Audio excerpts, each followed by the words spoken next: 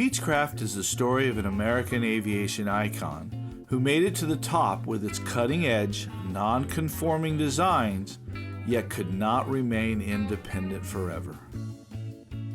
The company and their planes are known throughout the world as an innovator in civilian aviation, yet has consistently answered the United States call for specialized military aviation solutions. In Tullahoma, there stands a living chronology of one company's incalculable impact on aviation. Stroll with me on a beautiful Tennessee day on Sinjin Smy's Museum Review, Beechcraft Heritage Museum. What today we know as Beechcraft Aviation is the culmination of a dream set out in 1932 in Wichita, Kansas by 5 people.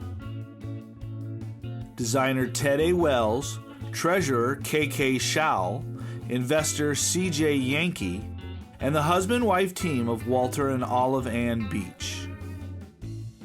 Most had learned their craft through their experience with the aircraft manufacturing company Travel Air, but left soon after its merger with Curtiss-Wright.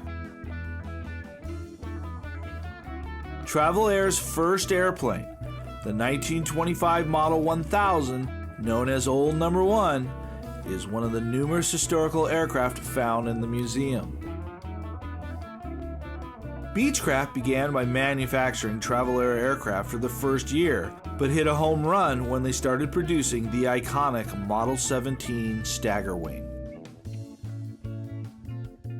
Beechcraft produced over 750 of these beautiful machines, including 270 used by the various services of the United States military during World War II. They were used as executive transport and utility light cargo hauling duties. In total, Beech Aircraft produced over 7,000 airplanes, primarily the Beech Twin, as trainers for bomber and transport pilots.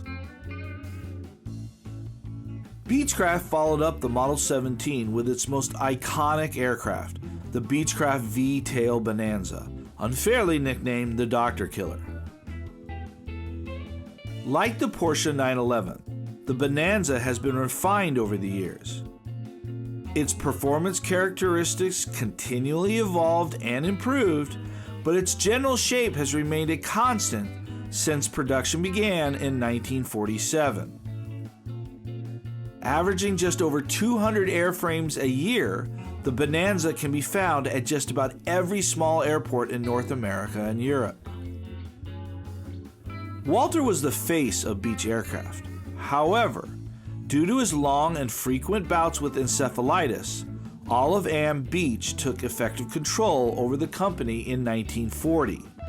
Upon his death in 1950, Olive took over as president, chairman of the board, and chief executive officer of Beech Aircraft, position she retained until the company was purchased by Raytheon in 1980.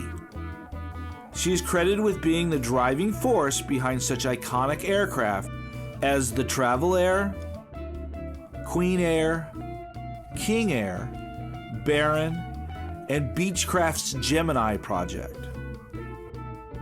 She was inducted into the National Aviation Hall of Fame in 1981 as the First Lady of Aviation. Today, both Beechcraft and its longtime rival Cessna are owned by aviation juggernaut Textron Aviation. Although its primary focus has and always will be on the civilian marketplace, that doesn't mean that Beechcraft's new owners are willing to ignore the lucrative defense marketplace. Beechcraft provides both direct design and commercial modification aircraft to almost every major NATO-affiliated country on the planet. The T-6 Texan II is the primary introductory aircraft for Argentina, Canada, Greece, Israel, Iraq, Mexico, Morocco, New Zealand, the United Kingdom, and the United States.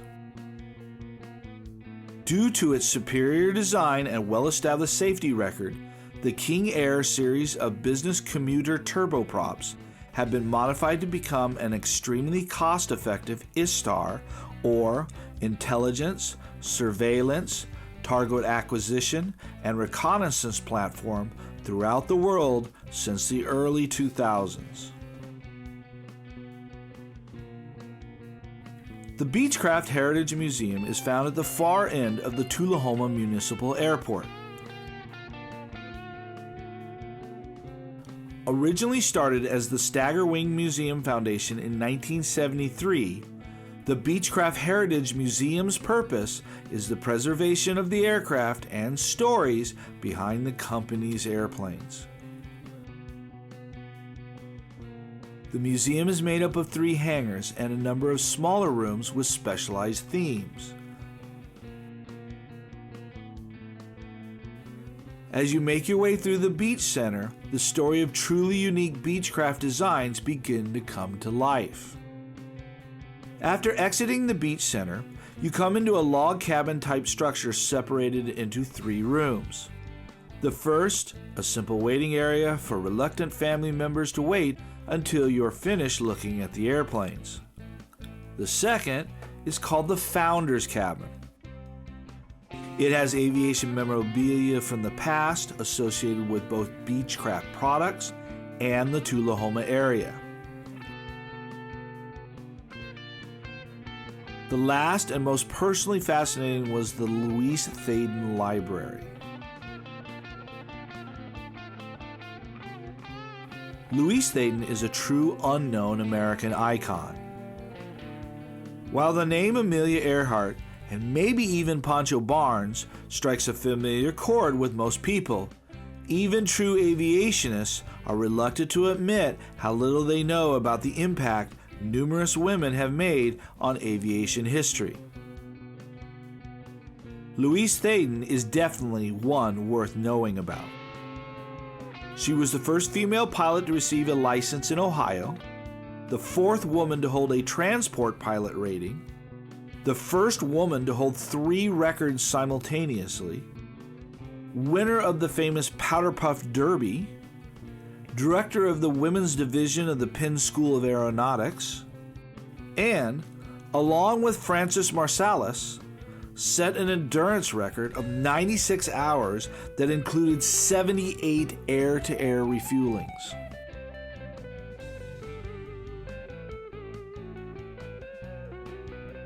What made one of Thaden's accomplishments so unique is that, like Danica Patrick's win at Motegi, it was made in complete and open competition with men.